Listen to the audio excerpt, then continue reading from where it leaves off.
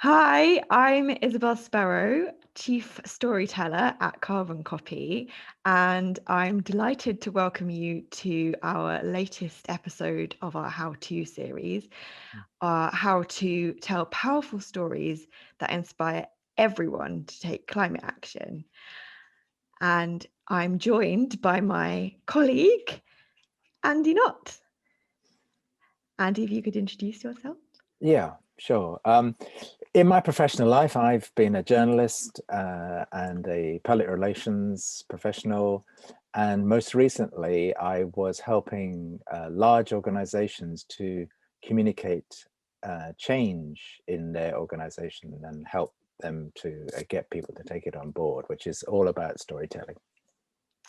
So we have an expert and a semi-expert here. I don't ever like referring to myself as an expert. No, but... me neither. Me neither. So the reason we wanted to do this episode today is that Carbon Copy is part of the Climate Coalition, and tomorrow is a campaign run by the Climate Coalition called Good News Day, which is about being about a powerful, inspiring, and united moment. And they say it's the one day of the year where individuals, organizations, companies, clubs, and institutions come together to share positive and current stories that demonstrate progress towards tackling climate change. So we think that this is the perfect moment to talk about storytelling and why it is so important to the fight against climate change. So Andy, have you got some sort of key sort of headline thoughts about why storytelling is so important? Well, it goes back to cavemen sitting around the campfire, really, doesn't it? In the storytelling is somehow inherent in the way in which human beings communicate with each other. Children love storybooks, and when we need somebody to do something differently to what they're doing, sometimes the most important way to do that is to paint them a picture of what it's like now, what it could be like in the future, and to really connect with them in an emotional way. And stories are a great way to connect emotionally with people that you are trying to communicate with. Yeah, I think it's about that human level as well. I think sometimes with climate change, there's a lot of data, there's a lot of sort of facts and figures and science, and it's very difficult for people to put themselves in the sort of real situation that's happening. It's all sort of feels quite alien to them. So having a way that they can feel part of it and understand more clearly how it might affect them and people like them is vital, really. So, and I think that's what storytelling can help us to do. So before writing or making a video, or I mean, storytelling is not, it can be so many different ways of doing it these days. But what are the things that someone would need to think about before starting to put their story together? Okay, well, there's lots of things that you need to think about, and strangely, they all seem to begin with W. I suppose before we even look at these W's, it's what actually is it that you're trying to achieve, your organization or you as a campaigner. What is it that you want to do, and how will you know when you've actually succeeded? So breaking that down a little bit, who is it that you're trying to talk to? Who do you want to hear this story? And also, who can help you to get your story out? Whether it's through people like journalists or social media now is really the way that the majority of people are communicating and also getting their news. It used to be television and newspapers, but social media now is actually the biggest way in which people are communicating with each other. Another W is the what. What is the story that you are trying to communicate? And in particular, what is it that you want people to take out of your story if you're trying to tell them something? Or what is it that you would like them to hear? Where do your target audience get their information? Do they get it mostly through social media? There are some people who still would get their information from TV or newspapers or online. And there are so many different ways in which you can communicate with people online now. Or maybe in the, by some other means, groups of people meeting somewhere in your community. When do you want to tell your story? Is it time critical? Is it linked to a particular date? Like we've chosen to tell our story because it's Good News Day, and that seems a great time to be talking about storytelling. But there will be other critical dates which are specific to your organization that will help you choose when you tell the story. And then most importantly, why are you trying to tell the story? So do you need people to know something? Or do you need people to do something? Or more sensitively, perhaps, do you need people to stop doing something that they're doing now? What's your goal? Are you trying to get support for a particular campaign? Or are you fundraising? Are you trying to get people to go to an event that you've organized? Are you trying to get people to behave differently? Or just to know something that they didn't know before that you think is important? So those are all the W's that will help you in putting your storytelling together. That's really helpful. And I think it's a really good starting point for people. And perhaps something that, sometimes it's tempting to just sort of dive in and decide that you want to tell a story and just go for it and not necessarily consider what your purpose is. So it's helpful to have that as guidance and background to it, really. So one of the things that we have talked about before we had this conversation was about the idea of speaking about climate change to audiences who maybe aren't as engaged with the topic or feel differently about it to how we feel about it. And it's something that can be quite challenging. And I think some people, some organizations might feel that it's very difficult to communicate about this topic to people outside of their kind of normal sphere. And I think that's really important because I think storytelling is one of the ways that you can do that, and you can actually bring more people on board and engage people who, perhaps wouldn't be the people that you would talk to on a regular basis.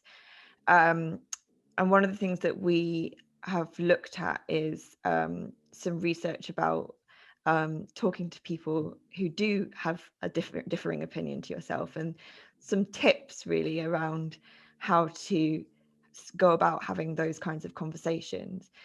So obviously, if you are writing a story, if you're writing a press release, then you might not perhaps have your audience right there able to respond to what you're saying. But there are other ways of storytelling, like you've mentioned, for going into community groups, or perhaps if you're doing an interview with someone where your audience is going to be there and able to respond. So and actually on social media these days, your audience is right there and able to respond. And that's something that can be quite challenging, to have people respond and maybe not always say what you want them to say in response to what you've put out there. So it's really helpful to think about different ways of managing those kinds of situations, and creating unity where there might not necessarily always naturally be them. Or at the very best, not upsetting people. Not upsetting people, exactly. By what you say or the way that you say it.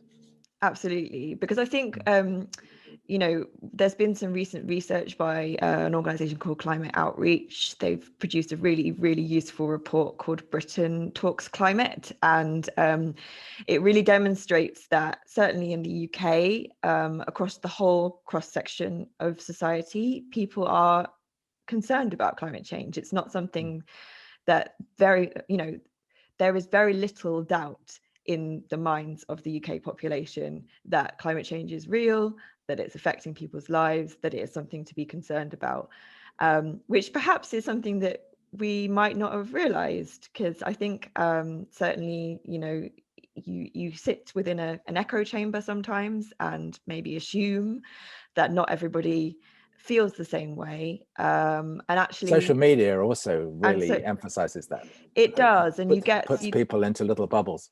it does, and also, you can see people's responses on social media to various stories about various issues, and sometimes you can see people, who say things that sound like the polar opposite of what you think, and assume that that means that they are speaking for a majority of people, or at least a bigger minority of people. But actually, this research, it's just research, and it's always going to be a cross section rather than a definitive answer. But it sounds like a lot more people are worried about climate change than you would perhaps assume. It's probably helpful to have a little bit more of a look about what the climate outreach research came up with in terms of the different segments of the UK population. So Andy, do you want to have a little talk about these? I won't go in great detail into what all these different groups mean. You really need to read the report to get the detail of that. But they've come up with 7 different labels, like progressive activist and disengaged traditionalists. And there's several important things about this. One is that they don't fall into the normal left-right political spectrum. There are people who are members of the Conservative Party and Liberals and members of the Labour Party who would fall into several different groups here, depending on their own values and opinions. But what's noticeable is that all of these groups are about the same sort of size. They vary between about 12% and 18% of the population for each group. There's no group, I think, which is bigger than 18%. And whilst they might be quite fractured between them in terms of what's important for them, what they believe, and how it's best to talk to them, actually, they're not deeply polarized. And the encouraging message that comes out of the Britain Talks Climate is that actually climate change is an issue that can unite all of these different groups, no matter how much they may disagree with each other on certain things, provided that you can talk to them in a way that engages them and their issues. Actually, it's possible to have a positive conversation with any of these groups about climate change in a way that you would want to. Yeah, it's definitely very encouraging. And yeah, like we've said, it makes you really question your assumptions about things. So it's really useful to have that there. So yeah, we will I'd recommend that everyone goes and has a look at it. It's climateoutreach.org, and you'll find it on that website, and lots of other very interesting research there as well. And it might change your mind about a few things too. Yeah. So we've been looking at some other advice, really, some tips from a guy called Jason Jay, who's based over in the States. He's written lots of books and done lots of TED Talks and things about basically how to have difficult conversations and speak to people who are coming at things from a different angle to you. And I'd say the 3 top tips that he says really are, well, the first one is basically what we're saying. So don't stay preaching to the choir. Don't always have conversations with the same people and the same kinds of people. Like, make sure that you're looking outside of where you normally get your news, where you normally communicate. If you're on Twitter, for instance, is very interesting. You can create a bubble on Twitter and only ever communicate with people who have the exact same views as you, or you can make the decision that you're going to follow people who have a completely different viewpoint to you and who say things that you feel very uncomfortable about. But if you follow them on Twitter, then you know that stuff is happening, and you can start to understand how they're thinking and where they're coming from. Exactly. Yeah. So don't stay preaching to the choir is the first piece of advice. The second piece of advice sounds very American. Don't go in hot, which basically means don't go in full of anger and fire and feeling very much like you are in the right, and you have you have the kind of high horse situation. And I think going in with that sort of fighting attitude is just going to repel people. Puts people's backs up. Exactly. And if you're writing, even if you're writing a story, there are ways of writing that can get that sort of feeling across as well. And it doesn't help to bring people on board. People can tell that you are also very stuck in your opinion if you communicate in that way. So that kind of don't go in hot is very, very important. It's good to step back, understand why you feel the way that you feel, and also think about the assumptions that you're making about the people that you're talking to. And don't assume that people disagree with you, and if they do disagree with you, try to understand why that is. And then the final piece of advice is to listen to what your audience is for. So I think we're very good at looking at people who are different from ourselves and saying, well, they don't like this, they don't agree with this.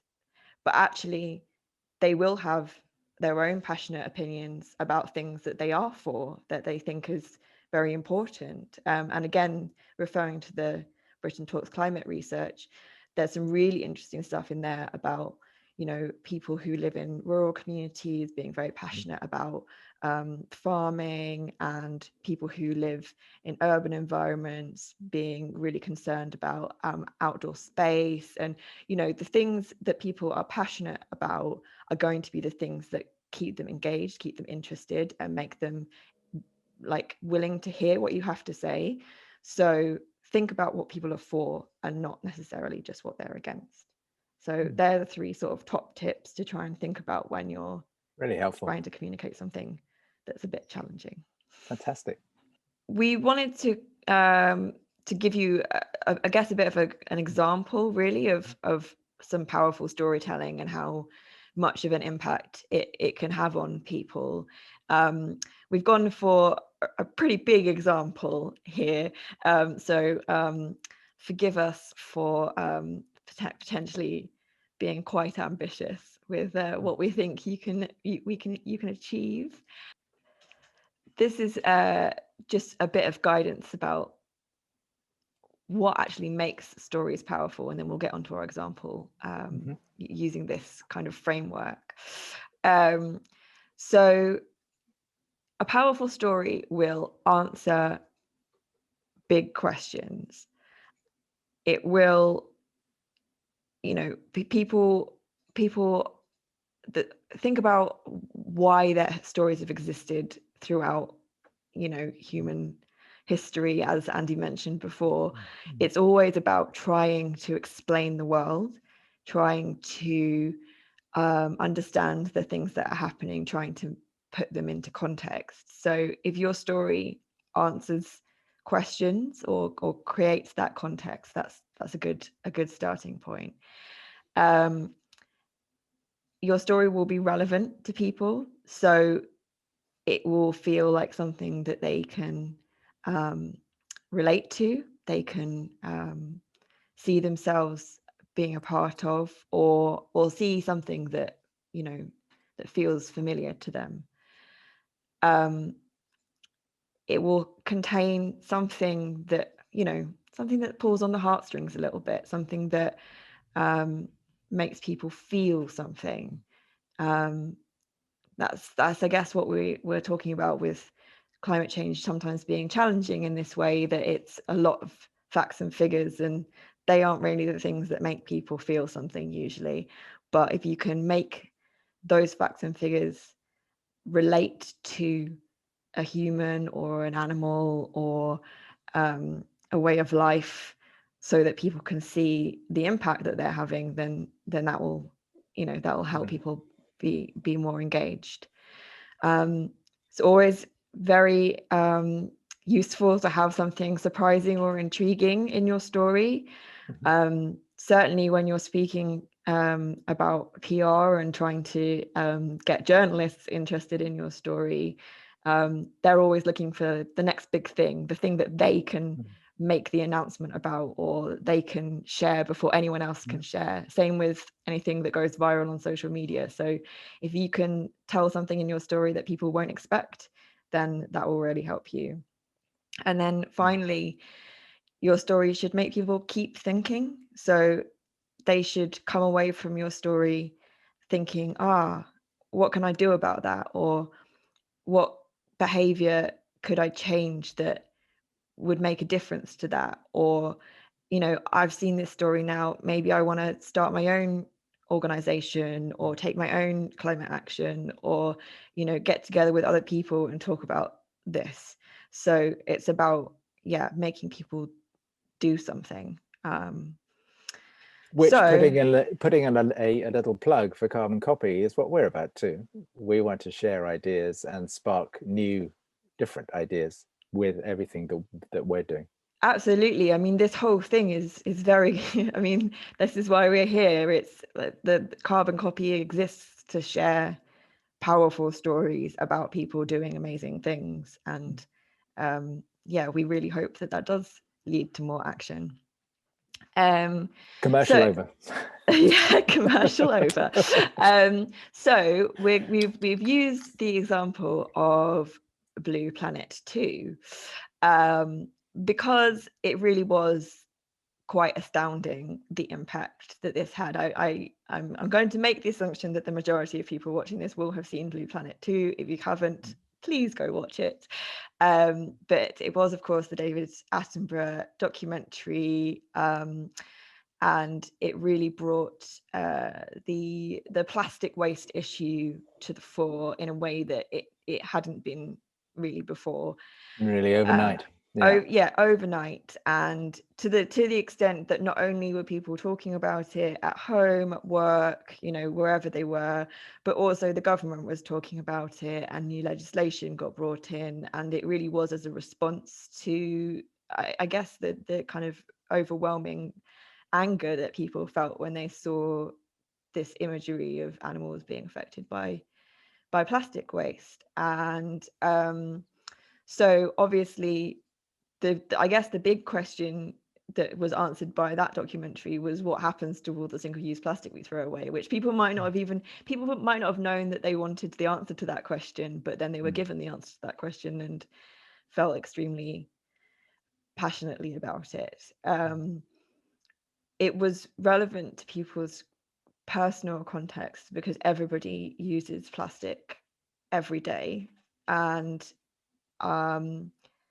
it made this very big issue, this very big global issue, extremely personal, because you could see the things that you were using: straws, plastic bags, the bottles.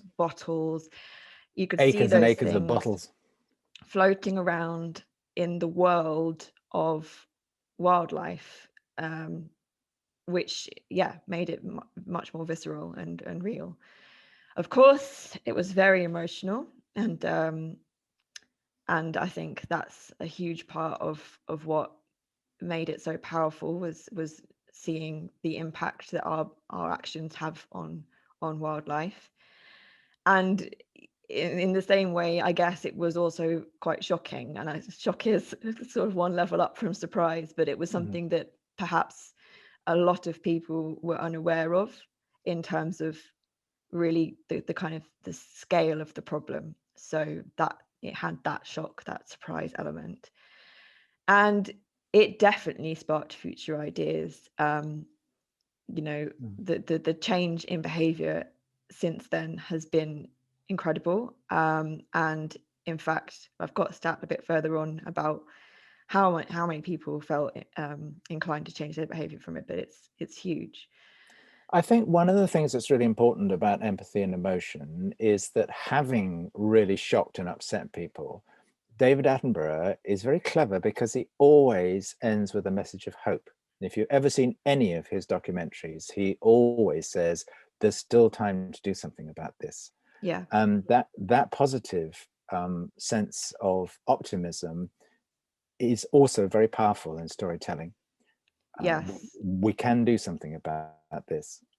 Yeah, and I think that's a really good point, and I think it's something that traditionally, particularly with charity advertising and things like that, there has always been a focus on how terrible everything is, and actually we know now from lots of research and things that becomes easier to ignore, when people aren't given the kind of constructive tools that they need, or even just the kind of the inspiration that they need to do something. So yeah, that's a very good point. It even has a name now. It's called compassion fatigue. Yep, absolutely.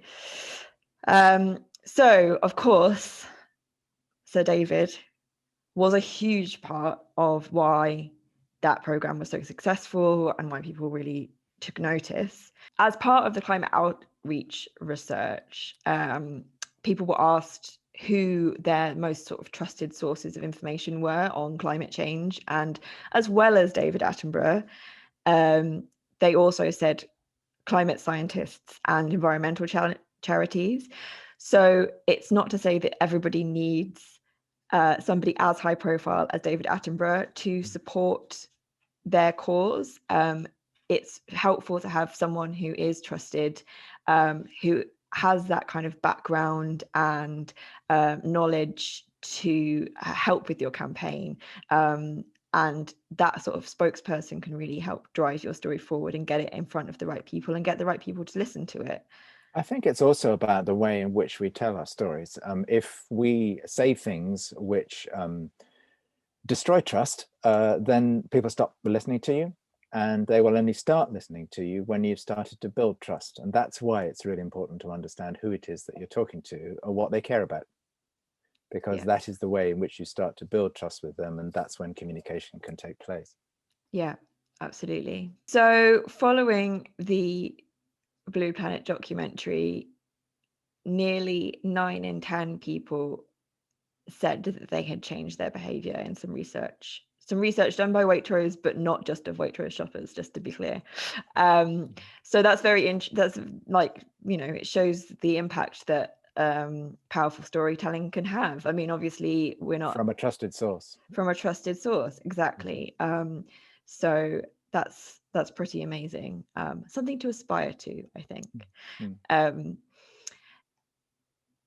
So I think the final thing to talk about is what happens next. So once you've told your story, is that it? Does it end there? Probably not what you want. So what happens next? What is the next part of your story? Do you want to be able to tell people how much impact your story had? So are you going to start measuring how many people read it? And having that information about the Blue Planet documentary, about how many people's behavior changed as a result of it, is very useful, and that in itself is a story. So knowing that kind of information is very useful. How can you keep the conversation going? How can you keep people thinking about these things and keep what you're talking about top of mind? Part of the thing about measuring is which bits of your story really got to people. Can you find out which bits of your story put people off and stop them listening to you, which will help you then to craft your next stories, perhaps in a slightly different way, maybe take them to slightly different people. Are you getting through to the people that you want to be getting through to in order to achieve what you or your organization are trying to do?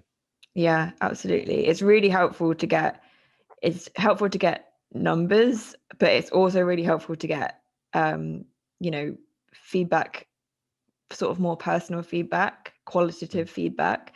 So if there's a way that you can speak to some people who were in whatever your target audience group was, and find out what they thought about it, find out how your story made them feel, find out whether it inspired them, whether they've done anything afterwards, that would be really, really helpful to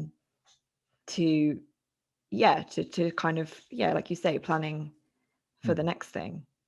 So I guess, sort of summarizing what we've been saying, it's about viewing the people you want to talk to in terms of segments, and how do you use that way of working with segments to campaign sensitively so that you're engaging as many people as possible and turning off as few people as possible? How do you design your communication from where people are and not where you'd like them to be? That's where you're trying to get them to, but if you start from that position, then you're going to turn them off before you've even got started. And lastly, and related to that, how do you engage powerfully with one segment with your story without turning off any or all of the others? Yeah, It is possible.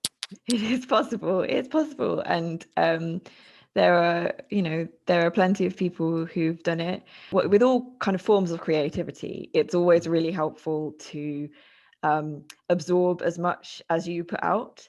So I would say that anyone who wants to tell more stories should also be trying to absorb as many stories as possible. So like read newspapers if that's where you want your story to go, watch documentaries, you know, whatever medium you're planning to use, get really familiar with it and understand what other people are doing that's working really well, and find examples that you find inspiring, and understand why you find them inspiring, and then you can use some of those tools and tactics that they've used in your own work. I think that's always a really helpful thing to do.